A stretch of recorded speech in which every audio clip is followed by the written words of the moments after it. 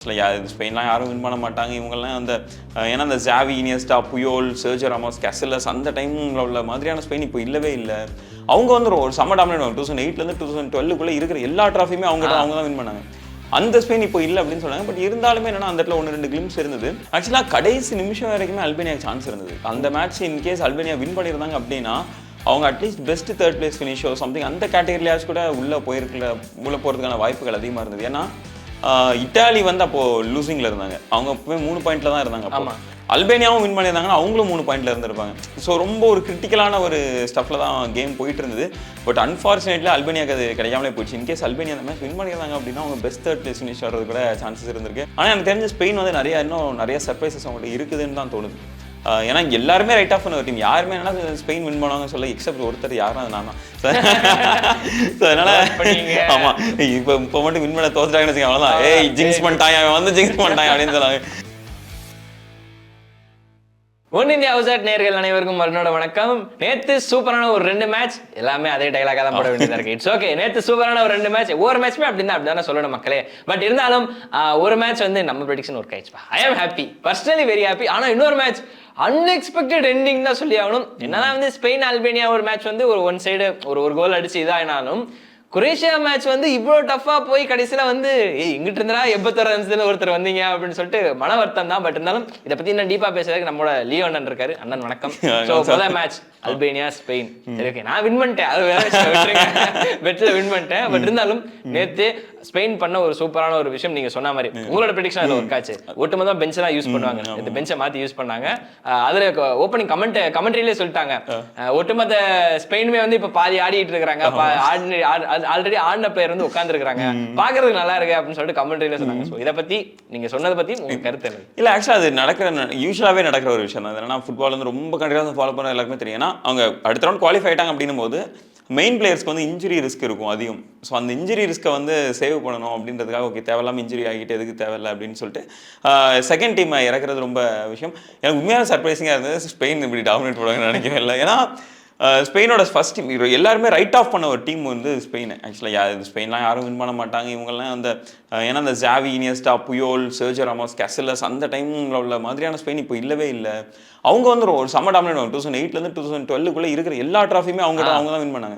அந்த ஸ்பெயின் இப்போ இல்லை அப்படின்னு சொன்னாங்க. பட் இருந்தாலுமே என்னன்னா அந்த இடத்துல 1-2 கிளிம்ஸ் இருந்தது. அதனால டீசெண்டான பிளேஸ் எல்லாமே இருந்தாங்க. ஃபர்ஸ்ட் டீமே அப்படி இருக்கும்போது செகண்ட் டீம் எப்படி இருக்கும்னு யாருக்குமே தெரியாது. செகண்ட் டீம் யூஸ்வலாக அந்த ஃபெரான் டோரஸ் தான் கோல் போட்டு. ஃபெரான் டோரஸ் வந்து எப்படின்னா ஓப்பன் போஸ்ட்டை மிஸ் பண்ணக்கூடியவர், திடீர்னு சமயம் ரொம்ப ஃப்ரஸ்ட்ரேட்டிங்காக இருக்கும். அவரை சப்போர்ட் பண்ணுற எல்லாருக்கும் இந்த பார்சலோனா ஃபேன்ஸாக சொல்லுவாங்க, ஐயோ இவரெல்லாம் ஏயா அப்படின்ட்டு. திடீர்னு பார்த்தா கோல் போட்டு போயிடுவார். ஒரு ரொம்ப ஒரு என்ன சொல்கிறது திஸ் ஆர் தட் மாதிரியான ஒரு பிளேயர் தான். அது என்ன சொல்கிறது என்னென்னா இப்படி எடுத்துக்கலாமே, நம்ம கிரிக்கெட்டில் இருந்து சூரியகுமார் யாதவ் மாதிரி அடித்தா மாசு இல்லைன்னா அவுட் டக் அவுட் அவ்வளோதான், அடித்தா செஞ்சுரி இல்லைனா டக் அவுட் அந்த மாதிரியான கேட்டகரி தான் ஃபெரான் டோரஸ்லாம். உண்மையாக நேற்று சமயம் டாமினேட் பண்ணாங்க. அண்ட் டேனி ஓல்மோவோட கேம் எனக்கு ரொம்ப பிடிச்சிருந்துச்சு. ஏன்னா அந்த நம்பர் 10 அந்த ஒரு நம்பர் 10 ரோலில் அவர் கரெக்டாக எனக்கு என்ன டேனி ஓல்மோ வந்து கொஞ்சம் ஓவர் ரேட் பண்ணுறாங்களோ அப்படின்னு சொல்லிட்டு நிறைய டைம் தோணும். நேற்று உண்மையாக ரொம்ப ஒரு நல்ல கேம் ஆனார். And as towards the end என்னன்னா மற்ற இந்த லமீன் யமாலா இருக்கட்டும் இல்லை மொராட்டாவோ கூட இந்த மாதிரி மெயின் பிளேயர்ஸ் எல்லாமே உள்ள வர ஆரம்பிச்சாங்க. பட் ஆனால் சும்மா ஒரு சின்ன ஒரு கேமியோ மாதிரி மேபி ஒரு வார்ம் அப் மாதிரி நினைக்கிறேன் நெக்ஸ்ட் ரவுண்டுக்கு. ஆக்சுவலாக அல்பேனியாவை பொறுத்த வரைக்கும் அவங்களுமே வந்து ஈஸியாக விட்டு கொடுக்கல. முழு மூச்சோட 10வது நிமிஷம் 7வது நிமிஷத்துலேருந்து போராடினாங்க. முதல் 10 நிமிஷத்துக்குள்ளேயே 2 கோல் வந்து போட வேண்டியது அல்பேனியா சைட்ல இருந்து, 2மே மிஸ். ஹெட்டருக்கு மேல ஹெட்டரா மாத்தி பாஸ் பண்ணாங்க. ஸோ ஆக்சுவலா வந்து அவங்க ஒட்டுமொத்தமா வந்து நாங்க கடைசியும் விட்டு தரதா இல்லை, நாங்க என்னதான் வந்து இது வெளியே போனாலும் நாங்க சண்டை போட்டு தான் வெளியே போவோம்னு சொல்லிட்டு சொல்லாம செஞ்சு காமிச்சாங்க. ஆக்சுவலா கடைசி நிமிஷம் வரைக்குமே அல்பேனியாக்கு சான்ஸ் இருந்தது. அந்த மேட்ச் இன்கேஸ் அல்பேனியா வின் பண்ணியிருந்தாங்க அப்படின்னா அவங்க அட்லீஸ்ட் பெஸ்ட் தேர்ட் பிளேஸ் ஃபினிஷோ சம்திங் அந்த கேட்டகரியாச்சும் கூட உள்ள போகிறதுக்கான வாய்ப்புகள் அதிகமாக இருந்தது. ஏன்னா இட்டாலி வந்து அப்போது லூசிங்கில் இருந்தாங்க. அவங்க எப்பவுமே 3 பாயிண்ட்ல தான் இருந்தாங்க. அப்போ அல்பேனியாவும் வின் பண்ணியிருந்தாங்கன்னா அவங்களும் 3 பாயிண்ட்ல இருந்திருப்பாங்க. ஸோ ரொம்ப ஒரு கிரிட்டிக்கலான ஒரு ஸ்டஃப்பில் தான் கேம் போயிட்டு இருந்தது. பட் அன்ஃபார்ச்சுனேட்லி அல்பேனியாவுக்கு அது கிடைக்காமலே போயிடுச்சு. இன்கேஸ் அல்பேனியா அந்த மேட்ச் வின் பண்ணியிருந்தாங்க அப்படின்னா அவங்க பெஸ்ட் தேர்ட் பிளேஸ் ஃபினிஷ் ஆடுறது கூட சான்சஸ் இருந்திருக்கு. பட் குரோயேஷியாவால் அது பண்ண முடியாமலே போயிடுச்சுன்னு சொல்லுவேன். பட் ஆனால் நேற்று உண்மையாக சர்ப்ரைசிங். ஏன்னா ஸ்பெயின் வந்து ஓரளவு கொஞ்சம் டிஃப்ரெண்ட்டாக ப்ரூவ் பண்ணிட்டாங்கன்னு தோணுது எனக்கு. அவங்களோட செகண்ட் டீம் எங்கள்கிட்ட ஒரு ஸ்ட்ராங்கான பேக்கப் இருக்குது அப்படின்றது வந்து ஒரு உலகத்துக்கு சொல்லிட்டாங்க. அவ்வளோதான், எங்கிட்ட ஸ்ட்ராங்கான பேக்கப் இருக்குது, ஒரு ப்ராப்பர் அனௌன்ஸ்மெண்ட் அப்படின்னே சொல்லிடலாம். அவங்களோட ஃபர்ஸ்ட் டீம் டெஃபினட்டாக என்னன்னா ஒரு நல்ல ஒரு ரெஸ்ட்டுக்கு அப்புறம் அடுத்த ஃப்ரெஷ்ஷாக வருவாங்க அப்படின்றத நம்ம கண்டிப்பாக எதிர்பார்க்கலாம். நெக்ஸ்ட் அவங்களுக்கு இன்னும் எந்த டீம் அப்படின்னா இன்னும் டிசைட் ஆகலை. மேபி லைக் இட்டாலிக்கு டிசைட் ஆயிடுச்சு, சுவிட்சர்லாண்டோட மோதுறாங்க அப்படின்ற ஒரு டிசைட் ஆயிடுச்சு. ஸ்பெயினுக்கு வந்து நெக்ஸ்ட் இனிமே தான் தெரியும் அவங்களுக்கு யாரோட மோத போகிறாங்க அப்படின்றத பொறுத்து தான் பார்க்கணும். ஆனால் எனக்கு தெரிஞ்ச ஸ்பெயின் வந்து இன்னும் நிறைய சர்ப்ரைசஸ் அவங்கள்ட்ட இருக்குதுன்னு தான் தோணுது. ஏன்னா எல்லாருமே ரைட் ஆஃப் பண்ண ஒரு டீம், யாருமே என்ன ஸ்பெயின் வின் பண்ணுவாங்கன்னு சொல்ல எக்ஸப்ட் ஒருத்தர் யாரும் அது நான் தான். ஸோ அதனால ஆமாம் இப்போ மட்டும் வின் பண்ண தோத்துட்டாங்கன்னு வச்சுக்கோங்க, அவ்வளோதான். ஏய் ஜிங்ஸ் பண்ணிட்டாங்க, அவன் வந்து ஜிங்ஸ் பண்ணிட்டாங்க அப்படின்னு சொன்னாங்க. ஸோ ஏன்னா ஸ்பெயின் வந்து முன்னாடி சொன்ன மாதிரி என்ன அவ்வளோ ஸ்ட்ராங்காக இல்லை. ஆனால் இப்போ வந்து எனக்கு தெரிஞ்சு முன்னாடி நான் வின் பண்ணுவாங்கன்னு ப்ரெடிக்ட் பண்ணும்போது இருந்த நம்பிக்கையை விட இப்போ எனக்கு கொஞ்சம் அதிகமாக வந்திருக்குன்னு தான் நான் சொல்லுவேன். அது ஏன்னா அவங்களோட கான்ஃபிடன்ஸ் இருக்குது, அவங்களோட இன்டென்ட் பயங்கரமாக இருக்குது.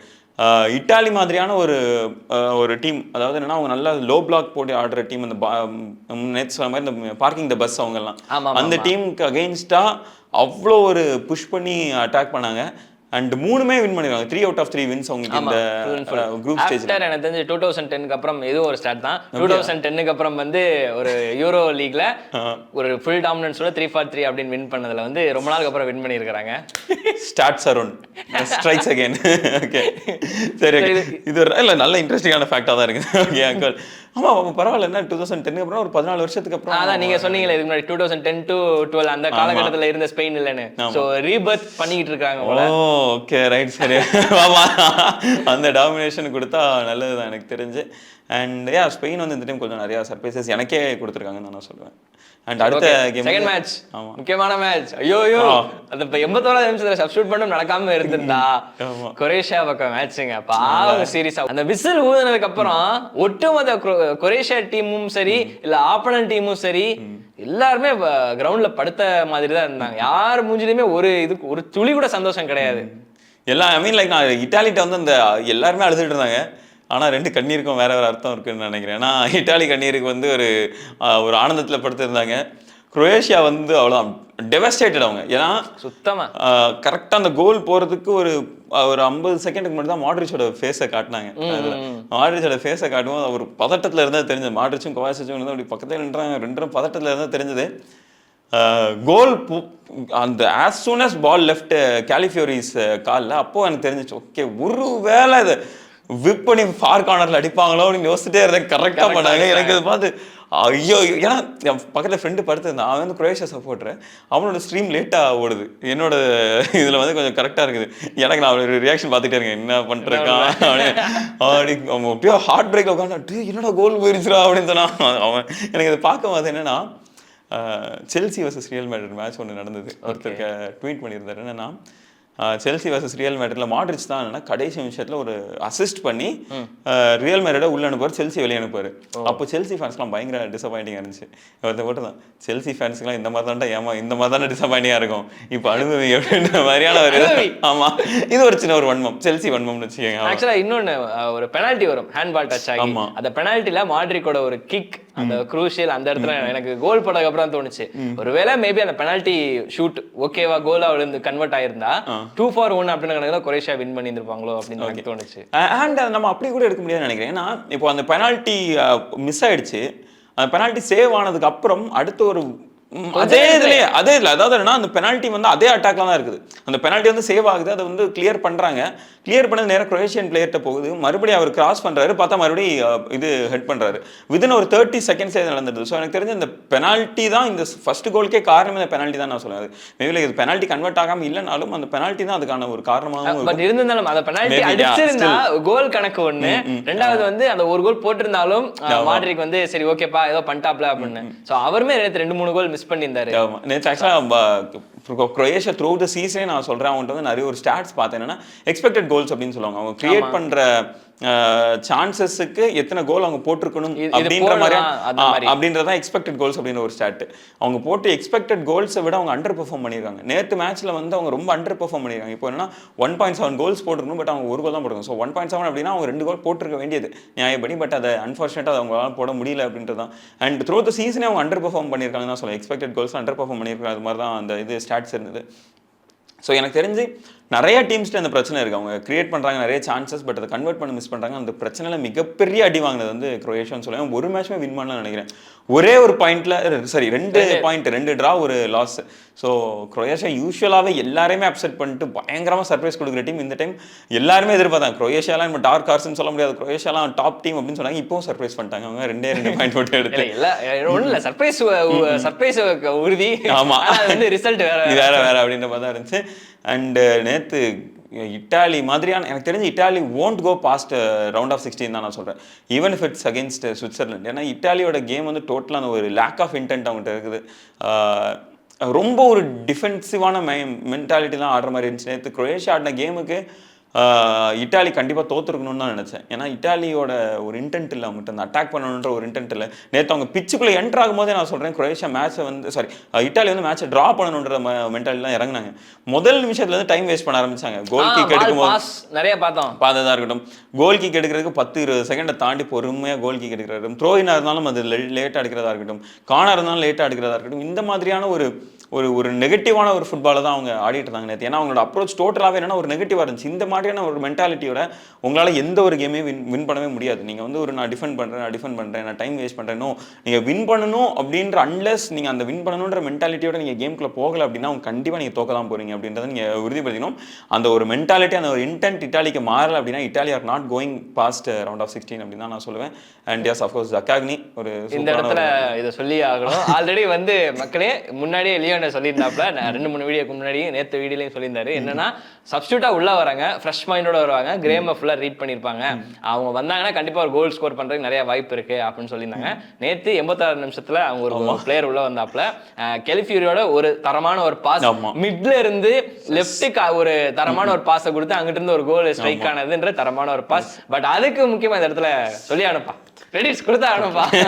இல்லை ஆக்சுவலாக இது எனக்கு தெரிஞ்சு இது வந்து ரொம்ப ஒரு ரிசர்ச்டு ஒரு இதுன்னு நினைக்கிறேன். ஏன்னா கடைசி ஒரு லேட்டர் ஸ்டேஜஸ் ஆஃப் கேமுக்குள்ளே வர்றவங்களுக்கு இது ஒரு மிகப்பெரிய அட்வான்டேஜாக இருக்கும். இது அஃப்கோர்ஸ் லைக் என்னன்னா அது ஒரு ரிசர்ச்டான ஒரு ரிசல்ட் வந்த ஒரு ரிசர்ச்னே நான் சொல்லுவேன். இந்த என்னது சொல்லுங்க, இட்ஸ் ப்ரூவன். ஹார்லிக்ஸ் அட்வர்டைஸ்மெண்ட்ல சொல்ற மாதிரி இட்ஸ் ப்ரூவன். LHS = RHS அவ்வளோதான். இந்த மாதிரி நீங்கள் கடைசி நிமிஷத்தில் கொண்டு வந்தீங்கன்னா உங்களுக்கு கோல் போடுறதுக்கான வாய்ப்புகள் ப்ராபபிலிட்டி ரொம்ப அதிகம். ஸோ எஸ், அது மறுபடியும் ப்ரூவ் ஆயிருக்கு அப்படின்றது தான். முக்கியமாக வந்து அவருக்கு இது ஃபர்ஸ்ட் இன்டர்நேஷனல் கோல் போட்டவருக்கு அகைன் ஃபிராக்சர். ஓகே, அவருக்கு இது ஃபர்ஸ்ட் இன்டர்நேஷனல் கோல். ஓகே ரைட், அதனால சரி ஓகே. ஸோ இப்போ ஸ்பெயின் அண்ட் இட்டாலி 2 பேருமே உள்ளே போயிட்டாங்க. நாங்கள் அதில் வந்து நான் ஃபர்ஸ்ட் ப்ரெடிக்ஷன் பண்ணும்போது என்னன்னா இட்டாலி உள்ளே போக மாட்டாங்க, 3rd பிளேஸில் தான் உள்ளே போவாங்க அப்படின்னு நினச்சேன். பட் அஃப்கோர்ஸ் இட்டாலி சர்ப்ரைஸ் பண்ணிட்டாங்க. ஸோ பார்ப்போம் அடுத்து என்ன நடக்குது அப்படின்றத பொறுத்தும் பார்க்கணும். அண்ட் அடுத்த கேம் இன்னைக்கு 4 கேம் இருக்கு. இந்த 4 கேமே மனப்பாடம் வரைக்க முடியல, அதனால நான் ஃபோனில் அதை பார்த்து. ஸோ ஃபர்ஸ்ட் கேம் என்னன்னா சரி ஃப்ரான்ஸ் vs போலண்ட் இருக்கு. ஃப்ரான்ஸ் ஈஸியாக வின் பண்ணிடுவாங்கன்னு நினைக்கிறேன். எனக்கு போலாண்டு மெயின் ஸ்ட்ரைக்கரில் நான் ஃப்ரான்ஸ் ஈஸியாக வின் பண்ணிடுவாங்கன்னு சொல்லக்கூடாது, ஃப்ரான்ஸ் வின் பண்ணிடுவாங்கன்னு நான் சொல்லுவேன். போலண்டு இந்த சீசன் ரொம்பவே அண்டர்வெல்மிங் தான். அவங்க நார்மலாகவே பெர்ஃபார்ம் பண்ண மாட்டாங்க. பட் ஃப்ரான்ஸ் வந்து அவங்களோட பொட்டன்ஷியலுக்கு அவங்க விளையாடவே இல்லை. த்ரூ அவுட் த சீசன் அவங்க சுத்தமாக விளையாடல. 2 மேட்சுமே பார்த்தேன், 2மே கொஞ்சம் ரொம்ப அண்டர்வெல்மிங்கான பெர்ஃபார்மன்ஸ் தான். மெயின் பிளேயரை டிபெண்ட் பண்ணியிருக்காங்கன்னு சொல்லிட்டு நீங்களும் சொல்லியிருந்தீங்க. எம்பாப்பே டிபெண்ட் பண்ணாங்க. ஃபர்ஸ்ட் மேட்சே அவங்களுக்கு ஒரு ஓன் கோலில் தான் வின் பண்ணாங்க. ஸோ செகண்ட் மேட்ச் வந்து திக்கி ட்ரா பண்ணாங்க. ஸோ 3rd மேட்ச் எப்படி இருக்கு, ஆனால் வின் பண்ணிடுவாங்க. பட் ஆனால் ஃப்ரான்ஸ் மேலே எனக்கு இன்னுமே நம்பிக்கை கிடையாது. இந்த டோர்னமெண்ட்டில் எப்படி பெர்ஃபார்ம் பண்ண போகிறாங்கன்ற நம்பிக்கை கிடையாது. ஸோ எனக்கு தெரிஞ்சு ஒரு 2-0 நான் சொல்கிறேன். ஓகே, எனக்கு தெரிஞ்ச இதுக்கு ஒரு டஃப்பான டிசிஷன் தான். பட் இருந்தாலும் போலாண்ட் டஃப் கொடுத்து ஒரு ட்ராக்கு வாய்ப்பு இருக்கும்னு தோணுது. ஒரு ட்ரா. ஓகே, எந்த கோல்னாலும் சரி 0-0 1-1. ஸோ செகண்ட் மேட்ச் வந்து நெதர்லாண்ட்ஸ் ஆஸ்திரியா. ஸோ அதுலேயும் நெதர்லாண்ட்ஸ் தான் நான் சொல்கிறேன் கண்டிப்பாக. ஆமாம். ஸோ இதில் வந்து இன்னொரு விஷயம் நம்ம பார்க்க வேண்டியது, ஃபர்ஸ்ட் பிளேஸ்க்கு 2 பேருமே போராடுவாங்க. நெதர்லாண்ட்ஸாக இருக்கட்டும் சரி, நெதர்லாண்டாக இருக்கட்டும் சரி, ஃப்ரான்ஸாக இருக்கட்டும் சரி, 2 பேருமே ஃபர்ஸ்ட் பிளேஸ் வரக்கு சான்சஸ் இருக்குது. ஸோ அந்த வகையில் ஒரு சின்ன டஃப் காம்படிஷன் இருக்கும் அப்படின்னு நினைக்கிறேன். அண்ட் நெதர்லாண்ட்ஸ் எனக்கு தெரிஞ்சு இதில் வின் பண்ணிடுவாங்க. ஸோ அதுவுமே என்னென்னா ரொம்ப டைட்டான கேமாக தான் இருக்கும். 1-0. Okay, same pinch 1-0. ஸோ அடுத்தது வந்து மிட் நைட் மேட்ச் வந்து இங்கிலாந்து ஸ்லோவேனியா இருக்குது. ஸோ இங்கிலாந்து ஸ்லோவேனியா எனக்கு தெரிஞ்சு இங்கிலாந்து வின் பண்ணிடுவாங்க. பட் ஆனால் இன்றைக்குமே என்னென்னா எனக்கு ஒரு பெரிய டவுட்டாக தான் இருக்குது. இதில் யாருனாலும் உள்ளே போகலான்னு நினைக்கிறேன், இஃப் ஐம் நாட் ராங். ஏன்னா இங்கிலாந்து ஸ்லோவேனியாவில் அந்த குரூப்பை பார்த்தோம் அப்படின்னா, ஆமாம், இங்கிலாந்து வந்து இன்கேஸ் ஸ்லோவேனியாவோட தோத்துட்டாங்க அப்படின்னா இங்கிலாந்து அவுட்டு. டென்மார்க் வந்து செர்பியாவோட வின் பண்ணாலோ இல்லை செர்பியா டென்மார்க்கோட வின் பண்ணாலோ கூட இங்கிலாந்து வந்து வெளியே போகிறதுக்கான சான்சஸ் நிறைய இருக்குது. ஸோ இது ஒரு பெரிய இதாக இருக்குது. திஸ் ஆர் தட் அவ்வளோதான். ஸோ எனக்கு தெரிஞ்சு இங்கிலாந்து வந்து இதில் ரொம்ப கஷ்டப்படுவாங்க, ஆனால் வின் பண்ணிடுவாங்க தான் தோணுது. இங்கிலாந்து நான் முன்னாடி சொன்ன மாதிரி ஏன்னா அவங்க ரொம்ப இன்டென்ட் டைட் ஜோன், அவங்களோட கம்ஃபர்ட் ஜோனுக்கு வரல. சொன்ன மாதிரி ஃபோடனா இருக்கட்டும், ட்ரெண்டா இருக்கட்டும், எல்லாருமே வந்து அவங்களோட ஸ்டாண்டர்டுக்கு விளையாடலன்னு சொல்லிட்டு இருந்தீங்க. இங்கே ஃபோடன் ட்ரெண்ட் மட்டும் இல்லை, அந்த ஹோல் 11மே நான் சொல்கிறேன் அவங்களோட ஸ்டாண்டர்டுக்கு தான் விளையாடவே இல்லை. எனக்கு தெரிஞ்சு இந்த மேட்ச் வந்து ட்ரெண்ட் விளையாட மாட்டாருன்னு தோணுது. ட்ரெண்ட் மேபி லைக் அவர் ரைட் பேக்காக யூஸ் பண்ணுவாரான்றது டவுட்டு. பட் ஆனால் கண்டிப்பாக சென்ட்ரல் மிடில் ஸ்டார்ட் பண்ண மாட்டார். இன்கேஸ் ஸ்டார்ட் பண்ணார் அப்படின்னா இவ்வளோ பட்ட பிறகு நீங்கள் திருந்தலை அப்படின்ற மாதிரி தான் சொல்ல வருது. ஏன்னா ட்ரெண்ட் வந்து is not a natural central midfielder அவர். ஸோ நீங்கள் அவரை அந்த இடத்துல நீங்கள் கொண்டு வந்து விடுறது வந்து சரியான விஷயம் தான். அதுவும் இல்லாமல் இவ்வளோ ஒரு பிக் ஸ்டேஜில் அந்த இடத்துல கொண்டு வந்து எக்ஸ்பெரிமெண்ட் பண்ணுறது will cost team the trophy அப்படின்ற மாதிரி கூட அவங்க கப் வின் பண்ணுற டீமான்னு கேட்டால் அதெல்லாம் தெரியாது. பட் யா ஸ்டில் அவங்க குவாலிஃபை ஆகிறது கண்டிப்பாக தடுக்கிற சான்ஸ் இருக்கு. ஏன்னா முதல் 2 மேட்ச் டிடன்ட் ஒர்க் அவுட். ஏன்னா ட்ரெண்ட் வந்து எவ்வளோ நல்ல பிளேயர் அப்படின்றதுல எந்த ஒரு மாற்று கருத்தும் கிடையாது. பட் மிட்ஃபீல்டில் அவர் மோசமாக விளையாடுறாரு அப்படின்றதும் ஒரு பெரிய பிரச்சனையாக தான் இருக்குது. ஸோ எனக்கு தெரிஞ்சு அவருக்கு பதிலாக கோபி மைனு ஆர் கேலகர் அந்த 2 பேரில் யாரோ ஒருத்தர் விளையாடுறதுக்கான வாய்ப்புகள் அதிகமாக இருக்குது. அப்படி விளையாடுறாங்க அப்படின்னா இங்கிலாந்து வந்து வின் பண்ணுறதுக்கு சான்சஸ் இருக்குது. ஸோ எனக்கு தெரிஞ்சு இந்த மேட்சுமே ஒரு ஸ்லோவான ஒரு டல்லான ஒரு கேமாக தான் இருக்கும். But Slovenia will fight back hard அப்படின்றதுனால 2-1 அப்படின்னு நினைக்கிறேன். Or 2-2 1-1 draw. Okay right super. கஷ்டமா தான் இருக்கு. ஏன்னா இங்கிலாந்து விளையாண்டதை பொறுத்தும் ஸ்லோவேனியா ரீசெண்டா விளையாண்டதை பொறுத்தும் நான் கம்பேர் பண்ணி 1-1 ட்ரான்னு சொல்லிக்கிறேன். நம்ம அடுத்து செர்பியா வர்சஸ் டென்மார்க். செர்பியா டென்மார்க்ல வந்து டென்மார்க் ரொம்ப நல்லா விளையாடுறாங்க. எனக்கு தெரிஞ்சு செர்பியா விடவே டீம் வந்து எனக்கு அவ்வளோ ஸ்ட்ராங்கான டீம். அந்த டீம் வந்து என்னால் விடவே முடியல. அவ்வளோ ஒரு ஸ்ட்ராங்கான டீம் நான் எப்படி என்ன சொல்கிறது, இவங்கெல்லாம் விளையாட மாட்டாங்க அப்படின்னால சொல்ல முடியாது. அவ்வளோ ஒரு பேலன்ஸ்டான டீமாக இருக்குது. ஸோ அதனால நான் வந்து செர்பியா அந்த டைம் சொல்கிறேன். அதுவுமே ரொம்ப டஃப்பாக தான் இருக்கும். ஏன்னா டென்மார்க் வந்து பயங்கரமான டீம். அவங்கள வந்து டக்குன்னுலாம் நம்ம பண்ணிட முடியும். எரிக்சன், வெஸ்டர்கார்டு, கிறிஸ்டன்சன் அப்படின்னு சொல்லிட்டு ஒரு பெரிய ஸ்டார் படையே இருக்குது. ஹாய்லண்டு இந்த மாதிரியான பெரிய ஸ்டார் குரூப் இருந்தாலும் எனக்கு தெரிஞ்சு என்னோட மைண்ட் வந்து செர்பியா சைடு தான் சாயுது. 1-0 ஆர் 2-1 அப்படின்னு சொல்லிட்டு செர்பியா வின் பண்ணுவாங்கன்னு தோணுது. 2-1 செர்பியா. ஓகே நான் முன்னாடியே ஃபிக்ஸ் பண்ணிட்டேன். அதாவது சரி ஓகே பார்ப்போம். இன்னைக்கு 4 மேட்ச் இருக்கு. விடிய இது பண்ணி சிவராத்திரி தான் இன்னைக்கும் பார்க்கலாம். நாளைக்கு காலையில் அர்ஜென்டினா மேட்ச் வேற இருக்கு. ஸோ அதையும் உட்காந்து பார்க்க வேண்டியது. நாளைக்கு டார்க் சர்க்கிள்ஸோட தான் வேணும் வீடியோ பண்ண நினைக்கிறேன். ஸோ பார்ப்போம் எப்படி இருக்குன்றது நாளைக்கு பார்ப்போம்.